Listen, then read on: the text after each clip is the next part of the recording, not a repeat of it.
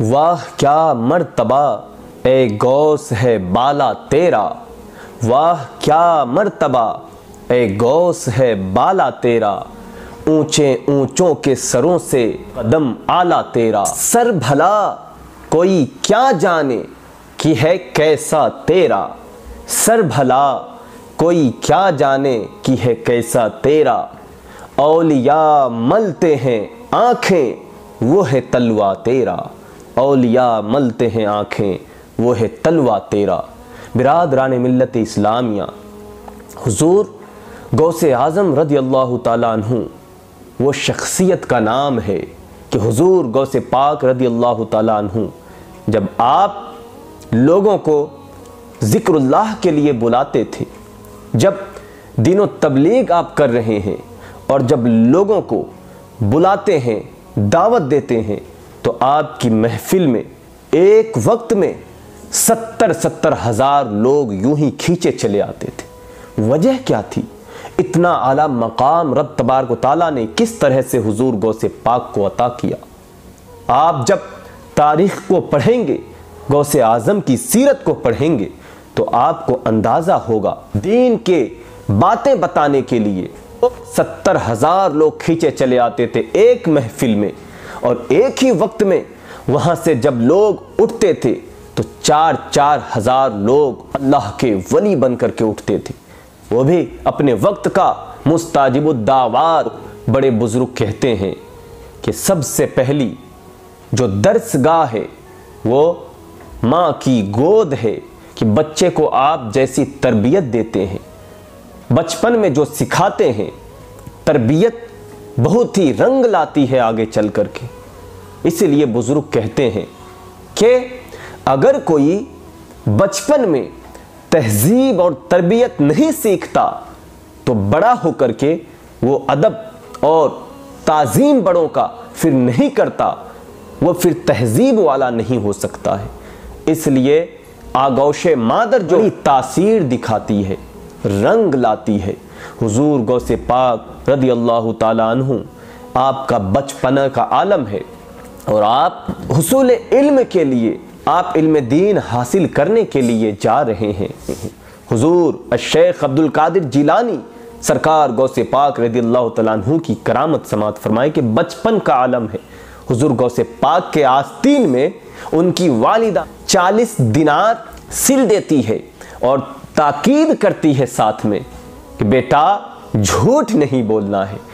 آج ہم اپنا اور اپنے بچوں کا جائزہ لیں تو آپ کو اندیشہ ہوگا، پتہ چلے گا کہ ہم کہاں کھڑے ہیں، کس طرح سے آج دور حاضر میں لوگ جھوٹ بولتے ہوئے نظر آ رہے ہیں، خدا کا خوف بھی نہیں کرتے، لیکن واہ رے غوث تیری شان و شوکت کو سلام۔ والدہ ماجدہ تاکید کرتی ہے، ساتھ 40 دینار کو آستین میں سیل دیتی ہے اور کہتی ہے بیٹا کسی بھی حالت میں جھوٹ نہیں بولنا ہے۔ سرکار غوث پاک رضی اللہ تعالیٰ عنہ آپ حصول علم کے لیے جا رہے ہیں، جن قافلے والوں کے ساتھ آپ جا رہے ہیں تو ڈاکوؤں نے بیچ راہ روک کر کے تمام قافلوں کو گھیر کر کے اور ان کے سارا سامان کو جو ہے لوٹ رہا ہے۔ جب قافلوں کو ڈاکوؤں نے لوٹ لیا تو حضور غوث پاک کی باری آتی ہے۔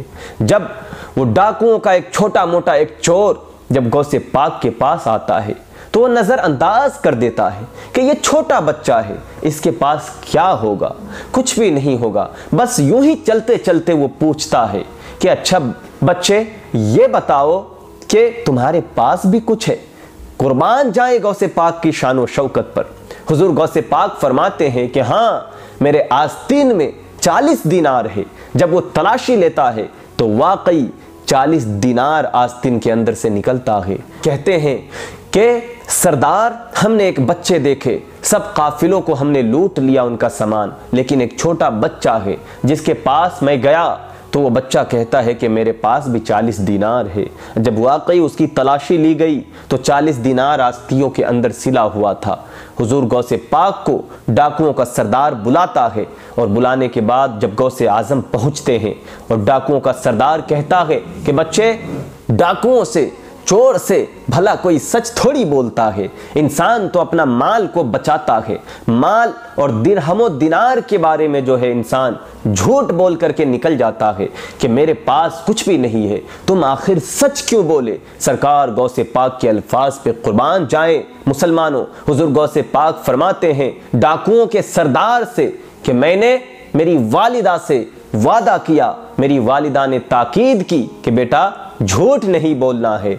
डाकुओं का सरदार रोने लगता है, मोटे मोटे आंखों से आंसुओं के कतरात निकलना शुरू हो जाता है और वो कहता है कि तुमने अपनी वालिदा से जो वादा किया कि झूठ नहीं बोलूंगा, उस पे तुम खड़े हो और पक्के वादा पे उतरे हो, लेकिन हमने जो अपने मौला से रब्बे कदीर से वादा किया, हम तो वो वादा को भूल गए और लोगों के माल लूट रहे हैं, बेवाओं को यतीमों को सता रहे हैं, उनके माल को लूट रहे हैं, हम लोगों को धोखा दे रहे हैं, रब तबारक व तआला के दर से कितना दूर हो गए हैं।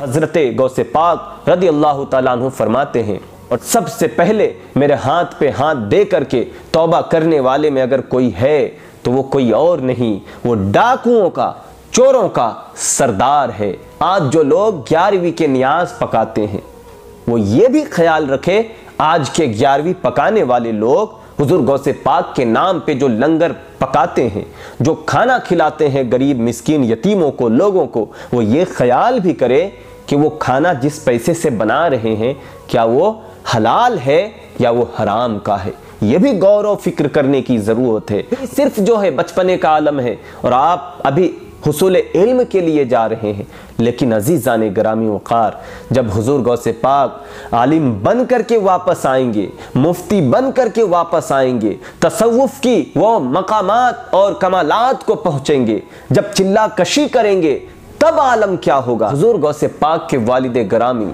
हज़रत अब्दुल्लाह सौमी एक नहर के किनारे वज़ू करने के लिए बैठते हैं तो आप क्या देखते हैं, नहर में बहता हुआ एक सेब आता है, आप उसे उठा करके खा लेते हैं और खाने के बाद दिल में ख्याल आता है कि ये सेब किसका है, मैंने इजाज़त नहीं लिया और बगैर इजाज़त इसे खा लिया। अब दिल में ख्याल आता है हज़रत अब्दुल्लाह सौमई, आप जिस तरफ से उस नहर के अंदर वो सेब तैरता हुआ बहता हुआ आता है, आप उसी तरफ चलना शुरू कर देते हैं। जब आगे जाते हैं तो कुछ ही दूर जाने के बाद क्या देखते हैं कि नहर से लगा हुआ एक बागीचा है, एक सेब का बागान है। उसी सेब के दरख्त का टहनी जो है नहर किनारे झुका हुआ है और उसमें सेब लगी हुई है। और हज़रत अब्दुल्लाह सौमई सोचते हैं कि इसी बागान से वो सेब नहर में टूट करके गिरा जिसे मैंने खाया है। आप बागान के बगीचा के मालिक के पास जाते हैं तो वो भी कोई आम शख्स नहीं, वो भी कोई साहिब नज़र थे। हज़रत अब्दुल्लाह सौमई जब आप पहुँचे हैं तो आप के बारे में उन लोगों ने ऐसा सोचा होगा कि शायद ये कोई कुछ ज़रूरतमंद इंसान है, ये कोई कुछ मांगने के लिए आ गया है। हज़रत अब्दुल्लाह सौमई कहते हैं कि आपके बागीचा का एक सेब टूट करके नहर में गिरा और मुझे भूख लगी हुई थी, मैंने बगैर इजाज़त उसे खा लिया है, अब उसका क्या हर्जाना देना है, उसके क्या दिरहम दिनार मुझे देना होगा जिससे आप मेरी माफ़ी, मेरी गलतियां को माफ़ कर देंगे। तो वो साहिब नज़र कोई पहुँचे हुए थे और उसी दौरान आप तरबियत करना चाहते थे। वो कहते हैं पहले तो खातिरदारी की, लेकिन जब ये सुने हज़रत अब्दुल्लाह सौमई से कि बगैर इजाज़त सेब खा लिए हैं, इसका क्या हर्जाना भरना होगा, क्या पैसा देना होगा जो मुझे माफ़ी मिल सकती है, तो वो साहिब नज़र कहते हैं कि अब ऐसे माफ़ी नहीं है, 12 साल तक मेरे बागीचे का गुट्टी करनी होगी, देख रेख करना होगा। हज़रत अब्दुल्लाह सौमई फरमाते हैं क्या जब आपके बागीचे में 12 साल तक काम करूँगा तो आप माफ़ कर देंगे? वो कहते हैं हाँ, फिर आपको माफ़ी मिलेगी। हज़रत अब्दुल्लाह सौमई 12 साल उसमें गुजारते हैं। अगर हम और आप होते, आप सोच के तो देखें, एक सेब के बदले बगैर कुछ लिए 12 साल तक किसी के यहाँ नौकरी कर सकते हैं। ये है हज़रत गौसे पाक रज़ियल्लाहु तआला अन्हु के वालिद गिरामी, इतने पाए के बुजुर्ग اور اپنے وقت کا ولی اور اتنے پہنچے ہوئے ہستی 12 سال تک آپ نوکری کرتے ہیں سیب کے باغان کے دیکھ بھال کرنے کے بعد جب 12 سال کا عرصہ گزر جاتا ہے، باغیچہ کے مالک کہتے ہیں کہ عبداللہ سومئی ایک سیب توڑ کر کے لاؤ۔ جب حضرت عبداللہ ایک سیب کو توڑ کر کے مالک کے پاس لے کر آتے ہیں، اونر کے پاس لے کر آتے ہیں، تو وہ دیکھتے ہیں کہ یہ سیب تو کچا ہے۔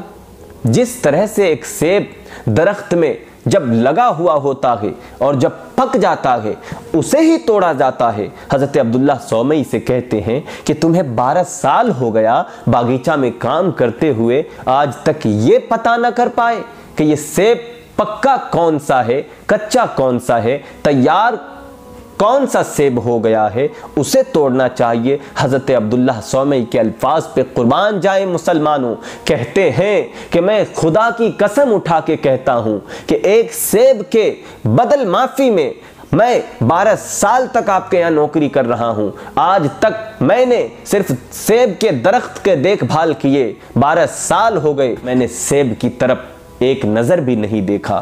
پھر آپ کہتے ہیں صاحب نظر سے کہ اب مجھے معافی مل جائے گی؟ وہ صاحب نظر کہتے ہیں بس ایک بات مان لو، معافی مل جائے گی۔ حضرت عبداللہ سومئی کہتے ہیں کہ فرمائیے۔ باغیچہ کے مالک کہتے ہیں میری ایک بیٹی ہے، وہ آنکھوں سے اندھی ہے، کان سے بہری ہے، زبان سے گنگی ہے، پیر سے چل نہیں سکتی ہے، اپاہج ہے، اس سے آپ کو نکاح کرنا ہوگا۔ عزیزان گرامی وقار، دل پہ ہاتھ رکھیں اور سوچئے، ذرا غور تو کیجئے کہ شادی نکاح کرنا زندگی کا کتنا اہم مرحلہ ہوتا ہے۔ حضرت غوث پاک کے والد گرامی کہتے ہیں پھر مجھے معافی مل جائے گی؟ صاحب نظر کہتے ہیں ہاں پھر معافی مل جائے گی۔ کہتے ہیں ٹھیک ہے، مجھے منظور ہے، نکاح ہو گئی۔ جب رات میں روم میں جانے کا وقت آیا، جب آپ جاتے ہیں کمرے کے اندر، تو اندر سے ایک صحیح سلامت خاتون کے الفاظ آتے ہیں، آواز آتی ہے السلام علیکم ورحمۃ اللہ وبرکاتہ۔ حضرت عبداللہ سومئی دوڑ لگاتے ہیں اور بھاگتے ہیں صاحب نظر کے دروازے پہ۔ جب آپ پہنچتے ہیں آپ کا سر دروازے سے لگتا ہے، صاحب نظر نکلتے ہیں، کیا بات ہے؟ حضرت عبداللہ سومئی کہتے ہیں کہ مجھ سے ایسا نہ ہو، غلطی ہو گئی، آپ نے تو کہا تھا جس سے نکاح کرنی ہے، آپ کی جو دختر ہے وہ منہ سے بول نہیں سکتی ہے، لیکن یہ تو صحیح سلامت کوئی خاتون ہے۔ حضرت عبداللہ سومئی نے جب یہ کہا تو صاحب نظر نے کہا کہ وہ جو صحیح سلامت خاتون ہے روم کے اندر، وہی تمہاری بیوی ہے، وہی تمہاری زوجہ ہے۔ میں نے آنکھوں سے اندھی ہے اس لیے کہا تھا، آج تک وہ کسی غیر محرم مرد کو دیکھے نہیں اپنے آنکھ سے۔ میں نے کان سے بہری اس لیے کہا تھا کہ آج تک وہ کسی غیر محرم کے آواز کو اپنے کان تک نہیں آنے دی۔ اور میں نے منہ سے گنگی اس لیے کہا کہ بول نہیں سکتی ہے، اس لیے کہا کہ وہ آج تک کسی غیر محرم سے ہم کلام نہیں ہوئی، بات چیت نہیں کی۔ پیر سے اس لیے اپاہج کہا، پیر سے اس لیے کہا کہ وہ عیب دار ہے کہ آج تک وہ کسی غیر محرم کے طرف اپنے پیر سے چل کر کے نہیں گئی۔ عزیزان گرامی وقار، جو بزرگ سیب کھائے وہ حضور الشیخ عبد القادر جیلانی رضی اللہ تعالیٰ عنہ کے والد گرامی ہوئے، اور جس خاتون کے بارے میں صاحب نظر بتا رہے تھے کہ میری بیٹی ہے جن سے آپ کو نکاح کرنی ہوگی، آنکھوں سے اندھی ہے، وہ پاک دامن خاتون کوئی اور نہیں، وہی حضور غوث پاک رضی اللہ تعالیٰ عنہ کی والدہ ماجدہ ہوئی۔ برادران ملت اسلامیہ، جب والدہ نماز 5 وقتہ کی پابند ہو اور قرآن مقدس کی تلاوت کرنے والی ہو، سنت رسول کی تحت زندگی گزارنے والی ہو، تو پھر بیٹا غوث اعظم ہی ہوتا ہے۔ جب والدہ کام بھی کر رہی ہو اور قرآن مقدس کی تلاوت کر رہی ہو تو پھر بیٹا حضرت خواجہ قطب الدین بختیار کاکی رحمۃ اللہ تعالی علیہ ہوتے ہیں۔